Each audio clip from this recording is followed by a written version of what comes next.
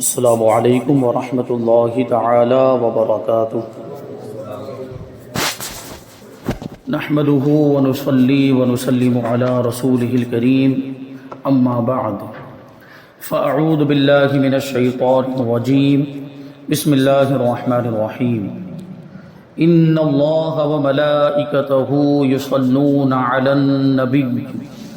یا ایہا الذین آمنوا صلوا علیہ وسلموا تسلیما اللہم صلی علی سیدنا ومولانا محمد معدن الجود والکرم وآلہ الکرام وابنہ الکریم وبارک وسلم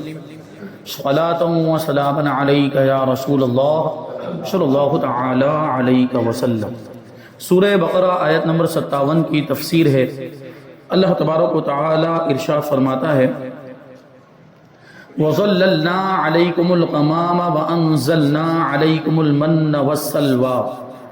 كُلُوا مِن طَيِّبَاتِ مَا رَزَقْنَاكُمْ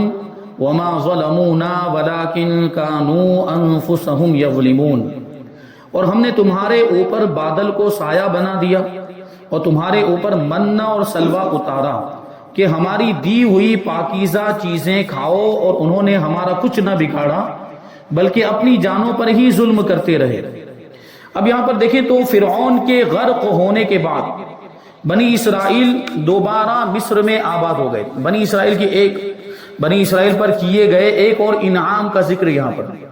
بنی اسرائیل کو جو نعمتیں ملی تھی ان نعمتوں میں سے ایک نعمت کا ذکر ہے کہ فرعون کو ہلاک کر دیا گیا اور فرعون کے پیروکاروں کو بھی ہلاک کر دیا گیا، سمندر میں ان کو غرق کر دیا گیا۔ تو اس کے بعد بنی اسرائیل دوبارہ مصر میں آباد ہو گئے، واپس آ گئے تھے اور مصر میں رہنے لگ گئے۔ کچھ عرصے کے بعد حضرت موسیٰ علیہ السلام نے انہیں حکم الہی سنایا کہ ملک شام حضرت ابراہیم علیہ السلام اور ان کی اولاد کا مدفن ہے، یعنی حضرت ابراہیم علیہ السلام بھی وہیں پر دفن ہیں، وہیں پر ان کی قبر مبارک ہے اور ان کی اولاد کی بھی قبور مبارکہ وہیں پر ہیں۔ اور اسی میں بیت المقدس ہے، بیت المقدس مسجد اقصی بڑی برکت والی جگہ جس کے بارے میں اللہ تبارک و تعالیٰ نے خود ارشاد فرمایا الذی بارکنا حولہ لنریہ من آیاتنا، جو معراج کا جو واقعہ وہ جو آیت کریمہ میں بیان کیا گیا، اس میں جہاں مسجد اقصی کا ذکر آیا اس کے بارے میں اللہ نے ارشاد فرمایا کہ وہ مسجد اقصی جس کے ارد گرد ہم نے برکتیں رکھی ہیں، کیونکہ مسجد اقصی کو بہت سے انبیاء کرام سے نسبت حاصل ہے، اور مسجد اقصی کے ارد گرد آپ دیکھیں بہت سے انبیاء کرام کے مزارات موجود ہیں۔ تو حضرت ابراہیم علیہ السلام اور ان کی اولاد کے مزارات بھی وہاں پر موجود، اور وہیں پر بیت المقدس ملک شام ہی کے اندر، جس کو بھی سیریا کہا جاتا ہے ملک شام کو، وہیں پر فلسطین ہے، اور اسی فلسطین کے اندر بیت المقدس یعنی مسجد اقصی موجود ہے۔ فرماتے کہ اسے عمالقہ قبیلے سے آزاد کرانے کے لیے جہاد کرو اور مصر چھوڑ کر وہیں وطن بناؤ۔ بنی اسرائیل کو اللہ تعالیٰ کی طرف سے یہ حکم ہوا تھا کہ مصر کو چھوڑ دو اور فلسطین جاؤ، اور فلسطین جانے کے بعد وہاں پہ جو قوم عمالقہ نے قبضہ کر لیا ہے تو ان کو وہاں سے نکالو، بیت المقدس کو قوم عمالقہ سے آزاد کرو۔ مصر کا چھوڑنا بنی اسرائیل کے لیے بڑا تکلیف دہ تھا، کیونکہ وطن بنا لیا، مصر ان کو پسند آ گیا تھا، اور مصر یعنی ایجپٹ کو وہ چھوڑنا نہیں چاہتے تھے، اور یہاں حکم ہو گیا تھا چھوڑنے کا۔ تو شروع میں تو انہوں نے ٹال مٹول کیا کہ کسی طریقے سے بات ٹل جائے اور نہ جانا پڑے مصر کو چھوڑ کر، لیکن جب مجبور ہو کر حضرت موسیٰ علیہ السلام اور حضرت ہارون علیہ السلام کی معیت میں یعنی ان کے ساتھ میں روانہ ہونا ہی پڑا، تو راستے میں جو کوئی سختی اور دشواری پیش آتی تو حضرت موسیٰ علیہ السلام سے شکایتیں کرتے تھے۔ یہ تو بچوں والی بات ہو گئی نا، کہ بچوں کی اگر کوئی خواہش آپ پوری نہ کریں، بچے کی اگر کوئی تمنا آپ پوری نہ کریں تو دوسرے بہانوں سے وہ آپ کو پریشان کرنے کی کوشش کرتے ہیں بچے۔ اب یہی معاملہ ہو گیا بنی اسرائیل کا، کہ بنی اسرائیل کو مصر چھوڑنا ناپسند تھا، ان کو گوارا نہیں تھا، اور ان کو حکم آ گیا کہ مصر چھوڑنا پڑے گا اور بیت المقدس فلسطین جانا پڑے گا، تو مجبوری میں مان تو گئے، لیکن اب دیکھیں بہانے بازی کر رہے ہیں، اور راستے میں حضرت موسیٰ علیہ السلام کو پریشان کرنے لگ گئے، طرح طرح کی شکایتیں۔ جب اس صحرا میں پہنچے جہاں نہ سبزہ تھا، نہ سایہ تھا، نہ غلہ، یعنی بالکل بے آب و گیاہ میدان، چٹیل میدان، کوئی درخت نہیں، کوئی پودا نہیں، اور وہاں پر سایہ بھی نہیں، کیونکہ درخت ہی نہیں تو سایہ کہاں سے آئے گا، اور دوسری بات یہ کہ وہاں پہ کوئی اناج بھی نہیں، کوئی غلہ نہیں، کھانے پینے کا انتظام بھی نہیں۔ تو وہاں پہنچ کر حضرت موسیٰ علیہ السلام سے دھوپ کی، گرمی کی اور بھوک کی شکایت کرنے لگے۔ یہ ہوا بھی ایسا تھا کہ مصر سے جب نکلے تو چونکہ دیکھیں نافرمانی کے بھی معاملات اور ناشکری کے بھی معاملات تھے، اور انہی نافرمانیوں ناشکریوں کی وجہ سے یہ بنی اسرائیل روانہ تو ہو گئے تھے ملک شام کی طرف اور فلسطین کی طرف روانہ، بیت المقدس کی طرف روانہ تو ہو گئے، لیکن یہ ان کی اپنی نافرمانیوں کی وجہ سے راستہ بھٹک گئے۔ اور یہ جو میدان تھا اس کو میدان تی کہا جاتا ہے، ایک روایت کے مطابق کہ میدان تی ہی میں یہ لوگ یہ جہاں پر رکے تھے، جس کو صحرا کہا جا رہا ہے، نہ جہاں پہ کوئی درخت تھا، نہ کوئی پودا تھا، نہ پانی، اور کوئی سایہ بھی نہیں تھا، کوئی غلہ بھی نہیں، بے آب و گیا چٹیل میدان، جس کو میدان تی کہا جاتا ہے۔ تو یہ ان کی نافرمانیوں کی وجہ سے ہوا کہ راستہ بھول، اب پوری رات چلتے تھے، ایک روایت کے مطابق پوری رات چلتے تھے اور صبح میں اپنے آپ کو وہیں پر پاتے تھے۔ پوری رات چلتے کہ پہنچ جائیں گے، کہیں آگے نکل جائیں گے، لیکن جب صبح دیکھتے تو وہیں کے وہیں موجود ہوتے تھے۔ یہ اللہ کی قدرت۔ تو اب اس میدان میں یہ لوگ گویا کہ ایک اعتبار سے قید ہو کے رہ گئے تھے، اس میدان سے باہر بھی نہیں نکل پا رہے تھے۔ یہ سب انبیاء کرام کی جو ہے کہ توہین اور انبیاء کرام کی شان میں ان کی قدر نہ کرنے کی وجہ سے یہ سب کی شکایتیں بھی کی پھر انہوں نے۔ تو اس میدان کے اندر بھی لوگ دھوپ کی شکایت کی کہ بہت گرمی لگ رہی ہے اور کوئی سایہ نہیں ہے، اور بھوک کی بھی شکایت کیونکہ وہاں پہ غلہ اور اناج بھی نہیں تھا۔ حضرت موسیٰ علیہ السلام نے دعا فرمائی اور اللہ تعالیٰ نے اس دعا کی برکت سے ایک سفید بادل کو ان پر سائبان بنا دیا، یعنی سب سے پہلے دھوپ اور گرمی کو دور کرنا اور گرمی اور دھوپ سے ان کو بچانے کے لیے اللہ تبارک و تعالیٰ نے ایک بادل بھیجا۔ اب وہ بادل آیا اور ان پر وہ بادل جو ہے وہ سایہ بن گیا جو رات دن ان کے ساتھ چلتا ہے۔ یہ بادل دیکھیں آپ، رات دن وہ بادل ان کے ساتھ، جہاں جہاں وہ چلتے وہ بادل بھی چلتا اور ان پر ایک نوری ستون نازل ہے، نوری پلر آسمان سے، نوری ستون۔ ابھی آپ وہ منظر تو تصور میں لائیں کہ وہ ستون جب نازل ہوا ہوگا تو کیسی وہ اس وقت ان لوگوں کی کیفیت ہوگی، اور وہ کتنی بڑی نعمت آپ سوچیں۔ اچھا یہ نوری ستون، نوری ستون کا مطلب یہ خود بھی روشن تھا اور بنی اسرائیل کو روشنی پہنچاتا تھا۔ ابھی آپ اس کو ہمارے زمانے کے اعتبار سے تو اس کو سمجھنا بہت آسان ہو گیا، گویا کہ ایک ٹارچ۔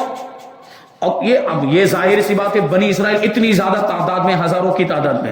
تو ابھی ہمارے پاس جو چھوٹا سا ٹارچ ہوتا ہے وہ تو تھوڑی سی جگہ کو روشن کرے گا، لیکن وہ اللہ کی طرف سے نازل ہوا وہ کیسا ٹارچ ہوگا، نورانی ٹارچ، کہ پورے بنی اسرائیل کے لوگوں کو وہ روشنی پہنچاتا ہے۔ کیسی اس کی شان ہوگی، اتنی نعمتیں ملی۔ ابھی آپ سوچے تو ایسا، اتنی نعمتیں پھر بھی کیسی نافرمان قوم، اس نعمت کا تو کیسا شکر ادا کرنا چاہیے تھا۔ وہ آسمان سے ان کے لیے روشنی کا انتظام ہو رہا ہے، وہ نوری ستون نازل فرمایا جو کہ آسمان کی جانب سے ان کے قریب ہو گیا، اوپر سے۔ عام طور پر روشنی کا ہم جو انتظام کرتے ہیں تو روشنی کے لیے جو بھی چیزیں ہوتی ہیں وہ اوپر ہوتی ہے، جیسے ابھی یہ بلب جل رہا ہے، یہ ٹیوب لائٹ وغیرہ، تو ہم اس کو اوپر رکھتے ہیں تاکہ اوپر سے اچھی طرح روشنی پورے میں پھیل سکے اور جہاں جہاں ضرورت ہے وہاں وہاں روشنی پہنچ سکے۔ تو دیکھیں یہ بھی قدرت کا انتظام۔ ابھی یہ بھی تو دیکھیں کہ سورج بھی تو بلندی پر ہے، چاند بھی بلندی پر ہے، سورج دن میں روشنی پہنچاتا ہے، چاند رات میں روشنی پہنچاتا ہے، وہ بھی بلندی پر، وہ بھی اونچائی پر۔ تو آسمان ہی کی طرف سے یہ ستون بھی آیا تھا اور یہ ستون ان کے قریب ہو گیا۔ اچھا اب دن میں تو ضرورت نہیں تھی، اب یہ دن میں یہ ستون ان کے ساتھ ساتھ چلتا رہتا تھا، رات میں جب روشنی کی ضرورت پڑتی تھی تو یہی ستون، نوری ستون، نورانی ستون ان کو روشنی پہنچایا کرتا تھا۔ تو آسمان کی جانب سے یہ ستون ان کے قریب ہو گیا اور ان کے ساتھ چلتا۔ اور جب رات کے وقت چاند کی روشنی نہ ہوتی، کیونکہ دیکھیں وہ کئی دنوں تک، کئی مہینوں تک اس میدان میں رہے، یہ چند دنوں کی بات نہیں ہے۔ ہو سکتا ہے کوئی یہ کہتے کہ بھائی چاند کی روشنی تو تھی، پھر یہ ستون کی کیا ضرورت؟ تو چاند کی روشنی ہمیشہ تھوڑی رہتی ہے، جب تک چاند مکمل ہے، کامل ہے، یا جو ہے کہ اکثر حصہ اس کا اگر نظر آ رہا ہو تو اس کی روشنی دکھائی پڑتی، لیکن اگر بالکل باریک ہو جائے یا کچھ دن ایسے ہوتے ہیں جن میں بالکل غروب ہو جاتا ہے، بالکل غائب ہو جاتا ہے، تو اس میں چاند کی روشنی کہاں سے آئے گی؟ تو اس وقت یہ جو ستون تھا، جو نوری ستون تھا، یہ ان کو روشنی پہنچایا کرتا تھا۔ تو وہ ان کے لیے چاند کی طرح روشن ہو جاتا، جس طرح چاند روشن ہو جاتا ہے رات میں، بالکل یہ ستون اسی طریقے سے روشن ہو جاتا تھا ان کے اب ایک اور دیکھیے، اب یہ تو دیکھیں یہ کتنی بڑی نعمت کے۔ اب سب سے پہلے تو دیکھیں ابھی وہ انہوں نے دھوپ کی شکایت کی تھی، گرمی کی شکایت، تو وہ بادل بھیج دیا گیا تو دھوپ بھی ختم، ٹھیک ہے، اور وہ گرمی کے بھی معاملہ تقریباً ختم ہو گئے، سایہ مل گیا تو سایہ میں تو تھوڑا بہت تو سکون مل جائے گا۔ اچھا دوسری بات کہ وہ تو سفر میں نکل چکے تھے، اپنا وطن چھوڑ کر، مصر چھوڑ کر نکل چکے تھے ملک شام کی طرف روانہ۔ اب کپڑے کے معاملات ہو سکتے تھے کہ اتنا سارا سامان لے کر نہیں نکلے تھے، تو کپڑے بھی اتنے زیادہ ان کے پاس، لباس بھی اتنے زیادہ ان کے پاس نہیں تھے، اور پھر یہ کہ اگر وہ اسی میدان میں رہتے تو اس میدان میں رہتے کیونکہ دوسرا ساز و سامان نہیں تھا، وہ تو یہ سوچ کر نکلے تھے کہ یہ سفر کر کے بھی وہاں پہنچ جائیں گے، وہاں تو ساری چیزیں مہیا ہیں، تو ناخن تراشنے کے، ناخن کو کاٹنے کے اوزار بھی ان کے پاس نہیں تھے، اور اسی طریقے سے بال کاٹنے کے اوزار بھی ان کے پاس نہیں تھے، تو اللہ تبارک و تعالیٰ نے اس کے لیے بھی ان کے لیے انتظام فرمایا ان چیزوں کے لیے بھی کہ اس میدان میں جب تک وہ رہے ان کے کپڑے میلے اور پرانے نہیں ہوئے۔ کپڑے میلے نہیں ہوتے تھے کہ اس کو دھونے کی ضرورت پیش آئے، اور پرانے بھی نہیں ہوتے تھے کہ چینج کرنے کی ضرورت آئے، دوسرا لباس پہننے کی ضرورت۔ یہ دیکھیں کتنی بڑی نعمت، کپڑے میلے بھی نہیں ہو رہے، پرانے بھی نہیں ہو رہے، اور ان کے ناخن اور بال بھی نہیں بڑھتے تھے، جب تک اس میدان میں رہے ان کے ناخن بڑے نہیں ہوتے تھے، جتنے تھے وہ جب آئے تھے اس وقت جتنے ان کے ناخن تھے اتنے ہی رہے، اور بال بھی اتنے کہ کاٹنے کی ضرورت ہی نہ پڑے۔ تو یہ کتنی نعمتیں ان کو عطا ہوئی تھی۔ اور پھر آگے اسی صحرا کے اندر جس کا ذکر آیت کریمہ کے اس حصے میں ہے کہ وَأَنزَلْنَا عَلَيْكُمُ الْمَنَّ وَالسَّلْوَىٰ، اور تم پر منہ اور سلوہ اتارا۔ تو اسی صحرا میں، اسی میدان میں حضرت موسیٰ علیہ السلام کی برکت سے ان کے کھانے کا انتظام یوں ہوا کہ انہیں منہ اور سلوہ ملنا شروع ہو گیا، کیونکہ بھوک کی بھی تو انہوں نے شکایت کی تھی کہ کھانے پینے کا کوئی سامان نہیں ہے، آپ اللہ سے دعا کیجئے کہ اللہ تعالیٰ ہمارے لیے کھانے پینے کا انتظام فرمائے۔ تو دیکھیں منہ اور سلوہ ان پر اتارا گیا۔ منہ اور سلوہ کے بارے میں مفسرین کے مختلف اقوال ہیں کہ یہ چیز کیا تھی، منہ اور سلوہ تھا کیا۔ تو منہ کے بارے میں صحیح قول یہ ہے کہ یہ ترنجبین کی طرح ایک میٹھی چیز تھی۔ ترنجبین یہ ایک قسم کی شکر ہوتی ہے، تو اسی شکر کی طرح یہ ایک میٹھی چیز تھی جو روزانہ صبح صادق سے طلوع آفتاب تک ہر شخص کے لیے ایک سا یعنی تقریباً 4 کلو کے برابر، 4 کلو کی مقدار میں یہ آسمان سے یہ اترتا تھا مند۔ اور اس کے بارے میں ایک روایت میں یہاں تک بھی آیا کہ وہ جو ہے سفید ہوتا تھا گھی کی طرح، اور وہ لیکن اس کا جو ذائقہ ہوتا تھا وہ شہد اور گھی شکر کی طرح سفید، برف کی طرح، ہاں روایت میں ہے برف کی طرح سفید ہوتا، جیسے آسمان سے برف نازل ہوتی ہے وہ کیسی سفید ہوتی، لیکن اس کا جو ذائقہ اور گھی اور شہد ملا ہو تو کیسا بنتا ہے، ویسا اس کا ذائقہ تھا گھی اور شہد میں۔ اور اتنی پیاری چیز اب ان کو عطا کی گئی، اب کمی ہے کوئی اور چیز کی، کوئی اور چیز کی ضرورت رہ گئی ہوگی، اب یہ ان کو منہ مل گیا۔ اب یہ صبح صادق سے لے کر طلوع آفتاب تک وہ آسمان سے اترتا، درختوں کے پتوں پر، وہ دیواروں پر، اور جو بھی اس طرح کی جگہ ہوتی وہاں پر یہ آ کے جم جاتا، اور ہر شخص ایک سا کے مطابق اس میں سے لے لیتا تھا، وہ اپنے پاس اس کو جمع کر کے لگے، ایک سا یعنی تقریباً 4 کلو، پورا دن وہ چلتا تھا، اور لوگ اس کو چادروں میں لے کر دن بھر کھاتے رہتے۔ 5 مفسرین کے نزدیک من سے مراد وہ تمام چیزیں جو اللہ تعالیٰ نے اپنے بندوں کو کسی مشقت اور کاشتکاری کے بغیر عطا کر کے ان پر احسان فرمایا، یعنی ایک تو بنی اسرائیل کے لیے خاص نعمت، اور اگر اس کو عام مانے مفسرین کا عام قول تو اس سے مراد پھر وہ ساری چیزیں ہوں گی جن کو حاصل کرنے کے لیے نہ کوئی مشقت کرنی پڑتی ہے، نہ اس کے لیے کھیتی باڑی کرنی پڑتی، کچھ نہیں کرنا پڑتا، ڈائریکٹ ہمیں مل جاتی۔ بہت ساری ایسی چیزیں جو خود رو ہوتی ہیں، جو زمین سے خود بخود اگ جاتی ہیں، ان کو اگانا نہیں پڑتا اور ان کے لیے کھیتی نہیں کرنی پڑتی اور ان کے لیے کوئی تکلیف بھی نہیں، ویسے ہی ہمیں آسانی کے ساتھ مل جاتی ہے۔ تو یا تو وہ ساری چیزیں مراد ہے، لیکن عام جو صحیح قول وہ یہی ہے کہ منہ جو وہ ترنجبین یعنی وہ شکر کی طرح جو آسمان سے یہ اترتا تھا، یہ ایک رزق تھا اللہ تبارک و تعالیٰ کی طرف سے۔ اب دوسرا جو لفظ ہے وہ ہے سلوہ، اس کے بارے میں فرماتے ہیں صحیح قول یہ ہے کہ یہ ایک چھوٹا سا پرندہ تھا، اور اس کے بارے میں ایک قول یہ ہے کہ یہ پرندہ بھنا ہوا بنی اسرائیل کے پاس آ جاتا تھا۔ اچھا اب بھوننے کی بھی تکلیف نہیں، دیکھیں سوچیں آپ، بھوننا یعنی پکانے وکانے کی بھی ان کو جو ہے کہ وہ تکلیف نہیں، سیدھا پکا ہوا بھنا ہوا ان کو مل رہا ہے، اب اس کو کرنا کیا، سیدھا کھا لینا ہے۔ دیکھیے کتنی آسانی، کتنی آسانی، یعنی وہ یہ بھی تو کہہ سکتے تھے کہ چٹیل میدان میں بھی ہم چولہا کہاں سے لائیں گے، یہ اتنا جو بے آب و گیا میدان ہے یہاں بھی ہم آگ کیسے جلائیں گے، اس کو پکائیں گے کیسے، تو اللہ تعالیٰ نے اس کا بھی انتظام کے بھونا ہوا ہی دے دیا وہ پرندہ۔ اب یہ ہوا، اور ایک قول یہ ہے کہ جنوبی ہوا یعنی ساؤتھ کی جانب سے چلنے والی ہوا اس پرندے کو لاتی تھی اور بنی اسرائیل اس کا شکار کر کے کھاتے تھے، ایک یہ قول ہے۔ یہ دونوں چیزیں ہفتے کو بالکل نہیں آتی، ہفتے مطلب سنیچر کے دن، سنیچر کے دن یہ دونوں چیزیں آتی نہیں تھی، یعنی ایک دن کا اس میں وقفہ ہو جاتا تھا، باقی ہر روز پہنچتی تھی، ہر روز آتی تھی، سنیچر کے علاوہ ہفتے کے سارے دنوں میں یہ چیزیں ان کو ملتی۔ اچھا جب اب دیکھیں آپ ہفتے کے دن میں نہیں ملے، کیونکہ دیکھیں ہفتہ خاص طور پر ہفتہ ہی کیوں، سنیچر ہی کیوں، کیونکہ سنیچر ان کی شریعت میں، حضرت موسیٰ علیہ السلام کی شریعت میں سنیچر کا جو دن تھا وہ بڑا مقدس اور پاکیزہ برکت والا مانا جاتا تھا، جیسے کہ ہماری شریعت میں جمعہ کا دن برکت والا ہے، کہ جمعہ کے دن بہت ساری خاص ایسی چیزیں، جمعہ کو ہفتے کی عید کہا گیا، اور جمعہ کے دن خاص طور پر جمعہ کی نماز ادا کی جاتی ہے جس میں بہت بڑا اجتماع ہوتا ہے، اسلام کی شان و شوکت ظاہر ہوتی ہے، اس وجہ سے ہمارے لیے جمعہ کا دن برکت والا، تو ہم جمعہ کے دن خاص اہتمام کرتے ہیں۔ تو ان کے لیے اسی طرح سنیچر کا دن تھا وہ برکت والا تھا، اور وہ سنیچر کا دن ان کے لیے عبادتوں کے لیے، ویسے تو ان کے لیے بھی دوسرے دنوں میں بھی عبادتیں تھی، جیسے ہمارے لیے بھی روزانہ 5 وقت کی عبادت، لیکن جمعہ کی نماز وہ خالی جمعہ کے دن ہی پڑھی جاتی ہے، وہ دوسرے دنوں میں نہیں ہوتی۔ اسی طرح وہاں پہ سنیچر کے دن وہ خاص عبادتیں ہوتی تھی، اور وہ دن جو تھا وہ خاص عبادت کے لیے فکس کر دیا گیا تھا، تو اسی لیے وہ سلسلہ بھی اس دن جو ہے کہ وہ جاری نہیں ہوتا تھا، منہ و سلوہ نازل نہیں ہوتا۔ اور اسی طرح بھی ایک واقعہ آپ آگے بھی پڑھیں گے، سنیں گے، وہ مچھلی والا واقعہ، کہ مچھلیوں کا شکار کرتے ہیں، بھی منہ و سلوہ کا سلسلہ بھی موقوف ہو جائے گا، تو پھر وہی ساری چیزیں، پھر مچھلی کا شکار بھی کرنا پڑے گا، پھر دوسری چیزوں کے لیے محنت بھی کرنی پڑے گی۔ تو اسی یوم السبت یعنی سنیچر کے دن کے مبارک ہونے کی وجہ سے اور عبادت کے لیے خاص ہونے کی وجہ سے ان کو سنیچر کے دن مچھلی کا شکار کرنے سے بھی منع کیا گیا تھا۔ اب اس میں بھی انہوں نے کیسی چال چلی تھی، کیسا وہ ٹکڑم لگایا تھا انہوں نے، کو سنیچر کے دن بھی مطلب ان کو منع کیا گیا کہ شکار نہیں کرنا، تو کیا کرنا چاہیے تھا ان کو؟ شکار نہیں کرنا چاہیے تھا، دوسرے دن اہتمام کر لیتے، یا جو ہے کہ تھوڑا صبر کر لیتے۔ لیکن پھر اس کے لیے کیا انہوں نے جو ہے کہ آئیڈیا لگایا کہ وہ جمعہ کے دن شام کو ہی، جمعہ کے دن کا تو شکار کر چکے ہوتے تھے، جمعہ کے دن شام کو وہ کیا کرتے تھے کہ نہر جیسی نالیاں بنا لیتے،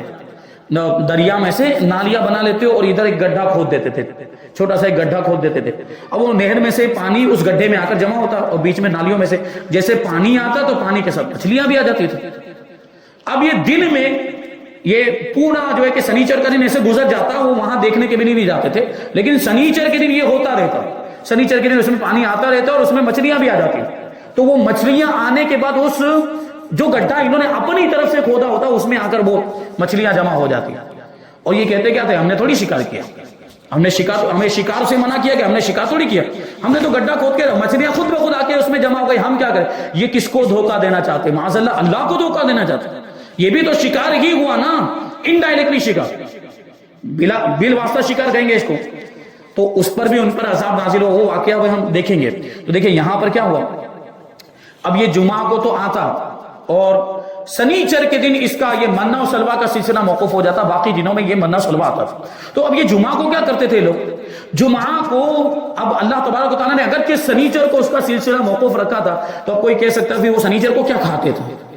سنیچر کو ان کے لیے کھانے کا انتظام کیسے ہوتا، منہ و سلوہ تو اترتا نہیں تھا، تو سنیچر تو فرمایا گیا کہ جمعہ کے دن یہ دوگنی مقدار میں اترا کرتا تھا، تاکہ سنیچر کے لیے انتظام دے کہ اللہ تعالیٰ نے ان کو بالکل بھی ایسا بے یارو مددگار نہیں چھوڑا تھا۔ اللہ تبارک و تعالیٰ نے اگر سنیچر کے دن منع کیا تو جمعہ کے دن اس کے لیے انتظام فرما دیا کہ جمعہ کے دن وہ 2 گنا، جیسے 4 کلو کی مقدار سے عام طور پر روزانہ لے لیتے تھے، اب جمعہ کے دن ڈبل آتا تھا، یعنی گویا کہ 8 کلو کے برابر آتا تھا۔ تو اب ان کو کوئی پرواہ نہیں کرنی چاہیے تھی، ان کو کوئی فکر نہیں ہونی چاہیے، تو مل تو رہا ہے، بھلے سنیچر کے دن انہوں نے منع کیا اور سنیچر کے دن یہ سلسلہ موقوف ہو گیا ہے، لیکن جمعہ کے دن مل تو رہا ہے، تو سنیچر کے دن اس کو کھایا جا سکتا ہے، جمعہ کے دن جمعہ کی مقدار جتنا کھا لے اور جو بچا ہے وہ سنیچر کے دن کے لیے رکھے،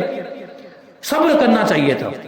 تو حکم یہ تھا کہ جمعہ کو ہفتے کے لیے بھی جمع کر لو، جمعہ کے دن جو بھی نازل ہو رہا ہے تو وہ سنیچر کے لیے بھی وہ جمع کر کے رکھ لیں، مگر ایک دن سے زیادہ جمع نہ کرو، کیونکہ ابھی سنیچر کے لیے ان کو جمع کرنے کی ضرورت تھی، لیکن اتوار کے لیے جمع کرنے کی ضرورت تھی نہیں، کیونکہ اتوار کے دن تو خود بخود وہ سلسلہ شروع ہو جاتا تھا، اب اتوار کے دن پھر سے ملنا، لیکن دیکھیں توکل کی کمی، اللہ پر بھروسے کی کمی، کہ سنیچر کو بند ہوا پتہ نہیں اتوار کو چالو ہوگا بھی کہ نہیں یہ سلسلہ، یہ اللہ پہ بھروسہ ان کا کم تھا۔ تو کیا معاملہ ہو گیا، دیکھیں اب وہ لوگ یہ کرتے تھے کہ جمعہ کے دن جب یہ نازل ہوتا تو سنیچر ہی نہیں بلکہ اور زیادہ جمع کر لیتے تھے، سنیچر سے بھی زیادہ کا جمع، اتوار کا بھی جمع کر لیتے، کبھی اور زیادہ بے صبرے ہو جاتے تو پیر کے دن کا بھی جمع کر لیتے تھے، یہ اور زیادہ انہوں نے ذخیرہ اندوزی کرنا شروع کر دیا۔ یہ اس طرح کی قوم تھی بنی اسرائیل۔ تو یہ واقعات اسی لیے سنائے جاتے ہیں کہ ہم ان کے حالات سے عبرت حاصل کریں، وہ ایسی ناشکری قوم، ہمیں اس طرح کی ناشکری نہیں کرنی چاہیے تھی، اللہ تعالیٰ نے ہمیں اس سے بھی زیادہ نعمتیں عطا کی ہے، تو ہمیں ان نعمتوں کی قدر کرنی چاہیے، اللہ تعالیٰ کا شکر ادا کرنا چاہیے۔ تو اب یہ کیا ہوا، جمعہ کے دن دوگنی وہ مقدار آتی ہے، اور حکم یہ تھا کہ جمعہ کے دن ہی ہفتے کے لیے یعنی سنیچر کے لیے جمع کر لو، وہ ایک دن سے زیادہ جمع نہ کرو۔ بنی اسرائیل نے ان نعمتوں کی ناشکری کی اور ذخیرے جمع کیے، خوب جمعہ کے دن خوب جمع کرنے لگ جاتے۔ وہ توکل کی کمی کی وجہ سے، اللہ پر اعتماد کی کمی کی وجہ سے، یہ پتہ نہیں یہ سلسلہ کب موقوف ہو جائے گا منہ و سلوہ کا، اللہ پر بھروسہ نہیں تھا تو جمع کر کے رکھنے لگ گئے۔ اب جو ذخیرے انہوں نے جمع کیے تھے وہ ذخیرے سڑ گئے اور ان کی آمد بھی بند ہو گئی، ان کی ناشکری کی وجہ سے اور توکل کی کمی کی وجہ سے۔ اب یہ سوچیں، یہاں پر علماء نے ایک بات یہاں پہ بیان کی ہے کہ یہ جو واقعہ ہے، اس واقعے سے پہلے کھانا سڑتا نہیں تھا، اس واقعے سے پہلے کھانا سڑتا نہیں تھا۔ ان لوگوں نے ذخیرہ اندوزی کی تو کھانے کے سڑنے کی شروعات یہاں سے ہوئی، کھانا سڑنا۔ اب سوچیں اگر انہوں نے یہ نہیں کیا ہوتا اور اس طرح کا معاملہ نہیں ہوتا تو آج بھی کھانا محفوظ رہتا، ہم جتنے دن چاہے اس کو رکھ سکتے، نہ اس کو فریج میں رکھنے کی ضرورت پڑتی، نہ اور دوسرا کو اہتمام کرنے کی ضرورت پڑتی، وہ ویسے ہی محفوظ رہتا۔ لیکن ان لوگوں کی ذخیرہ اندوزی کی وجہ سے کھانا سڑنا شروع ہوا، جو آج تک سڑتا آ رہا ہے۔ اور آپ اس میں غور کریں گے، ہمارے گھروں میں بھی یہ بات ہماری بزرگ خواتین، دادیاں، نانیاں یہ اکثر بتاتی رہتی ہیں، اور ہم بھی جانتے ہیں، نارمل سی یہ کامن سینس کی بات ہے کہ جھوٹا کھانا اگر ہو جائے تو وہ جلدی سڑتا ہے، اگر ہاتھ لگ جائے تو جلدی سڑتا ہے۔ یہ غور کیا آپ نے کبھی؟ کھانے کیوں ایسا؟ اس میں کیا مطلب وہ ہمارے ہاتھ کی کیا تاثیر آ گئی؟ کھانے کو اگر ہاتھ لگ گیا ہو تو وہ جلدی سڑتا ہے، جبکہ وہ اگر ہاتھ نہ لگا ہو، جھوٹا نہ ہوا ہو اور اس کو ویسے رکھا جائے تو تھوڑے دن اور زیادہ چلے گا۔ کیوں؟ کیونکہ ان کے بھی معاملات ایسے ہی تھے، وہ جھوٹا ہو جاتا تھا، اس کو بچا کے رکھتے تھے وہ لوگ، کھانے کے بعد وہ جو بچا ہوا تھا اس کو بچا کے، تو وہ سڑ جاتا تھا۔ اسی وجہ سے ہم جو کھا چکتے ہیں وہ جو بچا ہوا ہوتا ہے، چونکہ ہمارا ہاتھ لگ چکا تو استعمال شدہ ہو چکا ہوتا ہے، اس لیے وہ زیادہ جلدی سڑتا ہے، اس میں بھی اس کا کہیں نہ کہیں دخل ہے۔ تو وہاں سے یہ سڑنے کا سلسلہ شروع ہوا، یعنی ان لوگوں نے تو وہ تو نعمت سے محروم ہو ہی گئے، قیامت تک کے لوگوں کو بھی انہوں نے جو ہے نقصان میں ڈال دیا، قیامت تک آنے والے لوگوں کو بھی، تو ان کی وجہ سے سڑنا شروع ہوا، اب تک سڑتا رہتا ہے۔ تو یہ انہوں نے اپنا ہی نقصان کیا کہ دنیا میں وہ اس نعمت سے محروم ہو گئے اور آخرت میں سزا کے مستحق ہوئے۔ بہرحال یہاں پہ آیت نمبر 57 کی تفسیر مکمل ہوئی، آیت نمبر 58 اور انشاءاللہ 59 کی تفسیر ہم